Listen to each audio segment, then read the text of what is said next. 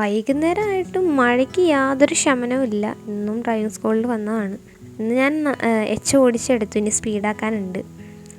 പിന്നെ ആശ വന്നതിന് മുന്നേ ഞാൻ കുറച്ച് ക്ലിപ്പ് എടുത്തതാണ്. വണ്ടി നല്ല കണ്ടീഷനിലാണ്. സൗണ്ട് കേൾക്കുമ്പോൾ തന്നെ മനസ്സിലാവുമല്ലോ. പിന്നെ നമ്മളൊരു ഹൈപ്പർ മാർക്കറ്റിൽ പോയി ആവശ്യമുള്ള സാധനങ്ങളൊക്കെ വാങ്ങിച്ചു. ഞാനാണെങ്കിൽ റോൾഡ് കട്ട് ഓട്സ് എടുത്തു. അത് മാത്രമേ എനിക്ക് ആവശ്യം ഉണ്ടായിരുന്നുള്ളൂന്നാണ് നിങ്ങൾ വിചാരിക്കരുത്. അതിന് മേലൊരു സംഭവം കിട്ടുന്നുള്ളതുകൊണ്ട് അതിൻ്റെ എക്സൈറ്റ്മെൻറ്റിൽ വാങ്ങിക്കാതിരുന്നതാണ്. ഇന്ന് രാവിലെ തന്നെ നോക്കുമ്പോൾ എനിക്ക് ചെക്കിങ്ങിൽ ഓഫറിൻ്റെ റീൽ അയച്ചു വെച്ചേക്കണം. അപ്പം ഞാൻ മനസ്സിൽ കൂട്ടി ഇതൊന്ന് വാങ്ങിക്കണം. എൻ്റെ അനിയനും എൻ്റെ കൂട്ടുകാരനും ഒരു മാത്സ് ഫെയറിന് കൂടിയിട്ടുണ്ട്. അങ്ങനെ അവന്മാർ ഒരു പ്രൊജക്റ്റിൻ്റെ പരിപാടിയിലൊക്കെയാണ്. ഞാനോർത്തു ഞാൻ പോകുമ്പോൾ ആ പരിപാടിയിലായിരിക്കുമെന്ന്. ഉമ്മാരാ മുതൽ ഞാൻ നോക്കുമ്പോൾ ഗെയിം കളിച്ചുകൊണ്ടിരിക്കണം. ആ പച്ച ബോർഡിലാണ് ആ സംഭവങ്ങളൊക്കെ ഉണ്ടാക്കേണ്ടത്. എന്നിട്ട് പിന്നെ ഞങ്ങൾ കഴിച്ചിട്ട് ഞങ്ങൾ പണി തുടങ്ങി. എന്ത് ചെയ്താൽ ഉമ്മാരെ കാണിക്കാൻ സമ്മതിക്കാറില്ലായിരുന്നു. പിന്നെ ഞാൻ എങ്ങനെയൊക്കെ എടുത്ത് ഇതാണ് ഉമ്മാരുണ്ടാക്കിയ സാധനം.